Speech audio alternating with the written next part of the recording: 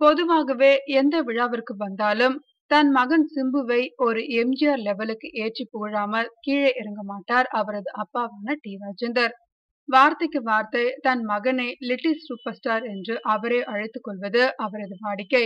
அவர் அப்படி என்றால் மகன், நான் இந்த அளவுக்கு வந்ததுக்கே காரணம் என் அப்பா டிஆர் தான். அவர் எனக்கு சொல்லிக் கொடுக்கலன்னா நான் ஒரு கலைஞனா ஆயிருக்க மாட்டேன் என்பார் இவர். இப்படி மாறி மாறி புகழ்ந்து கொள்ளும் இவர்களின் பேச்சை கேட்டு கோடம்பாக்கத்தில் ஒருவர் கூட மெய் சிரித்ததில்லை என்பது வேறு விஷயம்.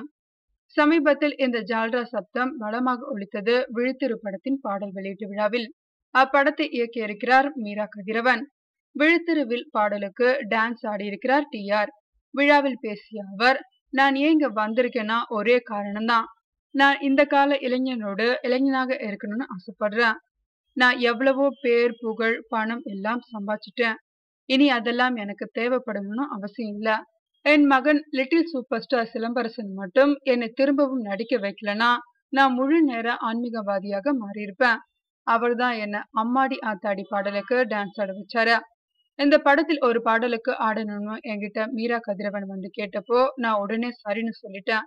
ஏன்னா என்னாலையும் என் பெயராலையும் இளைய தலைமுறைக்கு ஏதாவது நன்மை கிடைக்குதுன்னா நான் தயங்கவே மாட்டேன் என்றார் தன் வழக்கமான ஆவேசம் குறையாமல்.